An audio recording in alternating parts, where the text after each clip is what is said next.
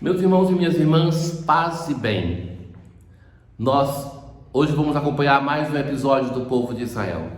Um povo que sempre coloca Deus à prova, murmura contra o Senhor. Era um momento de fome, Deus manda o maná e as codornizes. Era depois quando Deus envia os mensageiros para ver a terra que é prometida, e eles voltam amedrontados com os povos que tinham lá. Eram aqueles hoje na leitura que vão ter sede e começam sempre de novo a murmurar, a reclamar. São crianças mimadas que estão ali sempre querendo alguma coisa. É a nossa história de fé. Tantas vezes somos assim também. Então, é uma história contrária daquela de Abraão. Abraão não tinha nenhuma segurança, nós ouvimos já nas leituras feriais, e acredita em Deus. O povo de Israel vai tendo prova depois de prova e não acredita.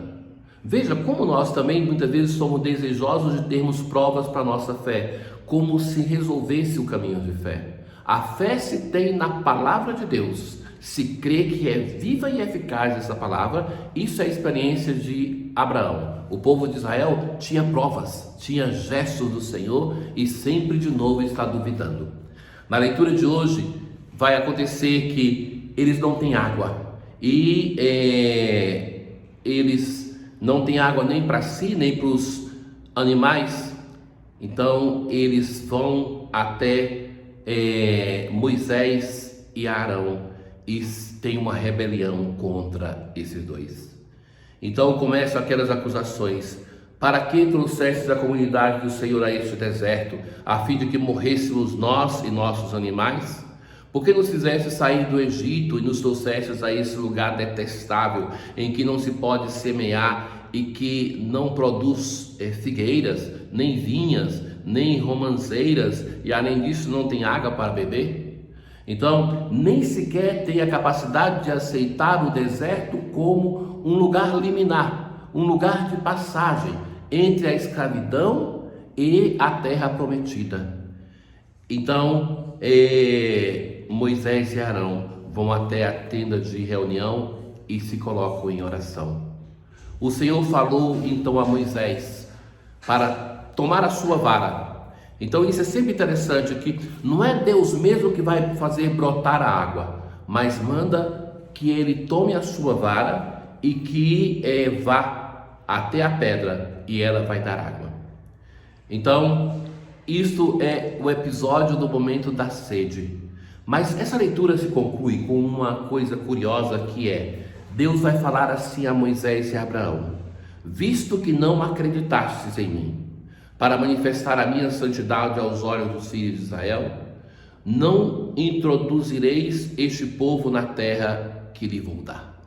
É por este motivo que os dois morrem antes de chegar à terra prometida. E qual foi o erro deles? A omissão.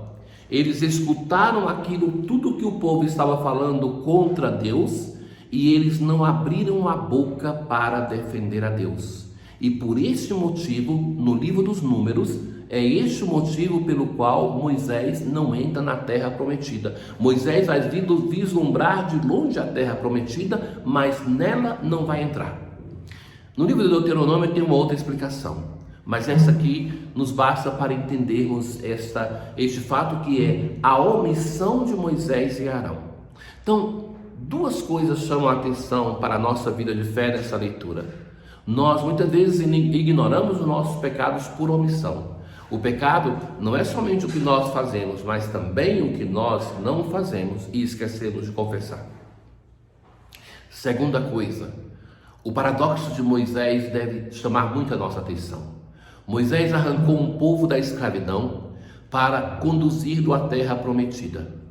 Este povo entra na terra prometida por causa do trabalho de Moisés e do seu anúncio, e o próprio Moisés não entra.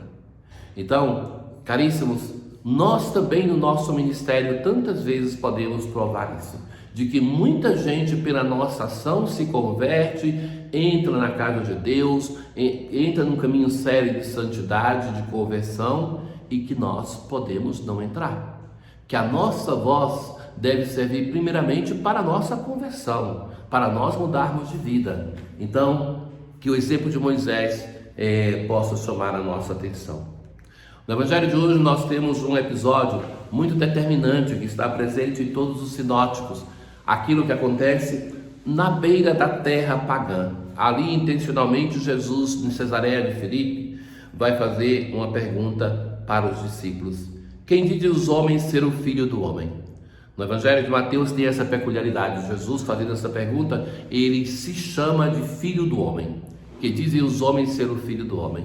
Essa expressão, ela denota fragilidade, se nós olharmos o livro de Ezequiel, mas denota também glória na expressão no livro de Daniel.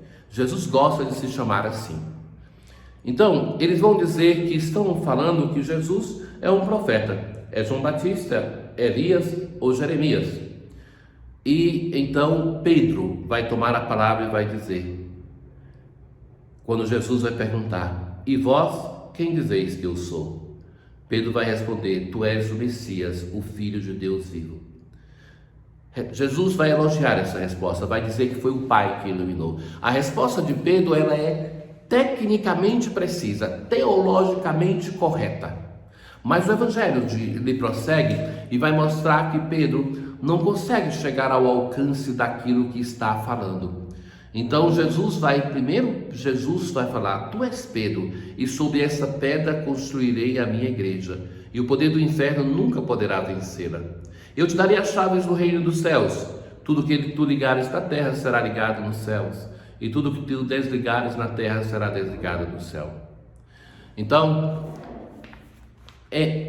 uma coisa que tem me chamado muita atenção, me faz nos últimos tempos refletir, é esta função de Pedro, que para nós é o Papa Francisco. Então, o Senhor liga o reino de Deus à sua igreja e à função ministerial de Pedro. Ou seja, a nossa adesão à igreja e ao reino de Deus passa também pela fidelidade ao Pedro de hoje, que é o Papa Francisco. Então, em um mundo tão conturbado de tantas mentiras, tanta fake news, nós devemos ser atentos, porque muitas vezes as notícias que nós recebemos daquilo que o Papa falou, disse ou fez, vêm através de notícias que são falsas. Falsas assim, por um lado tem as pessoas que são do fã-clube do Papa, que atribuem ao Papa frases que, se vocês forem ver, são atribuídas também a Bento XVI, são atribuídas a João Paulo II, então que não tem muito critério, as coisas são citadas sem nenhuma responsabilidade. E por outro lado tem aqueles que não são simpatizantes do Papa e que também transmitem mentiras, como se o Papa tivesse feito.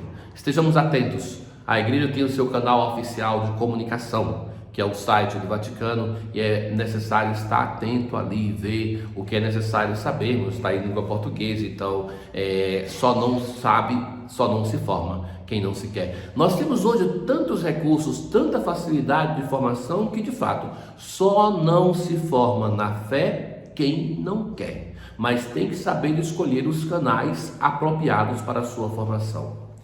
Eu dizia que Pedro não tem consciência ainda daquilo que está dizendo, porque logo depois Jesus vai fazer um anúncio da sua paixão.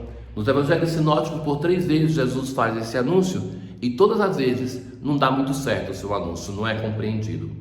Jesus então vai falar da sua paixão, morte e ressurreição, e então Pedro vai chamar Jesus à parte e vai repreendê-lo. Veja o que aqui se permite, Pedro.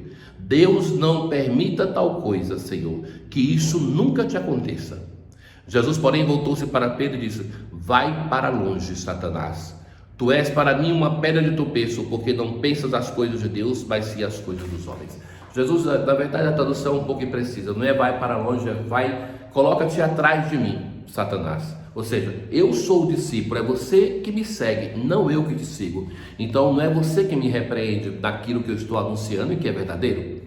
Então Pedro não tem ainda a capacidade de compreender que o Messias vai ser o Messias sofredor. E é esse o drama para aqueles apóstolos e para nós hoje, aceitar um Deus que nos ama tanto a ponto de sofrer por nós. Tenham todos um bom dia. O Senhor esteja convosco, Ele está no meio de nós. Abençoe-vos o Deus Todo-Poderoso, o Pai, o Filho e o Espírito Santo. Paz.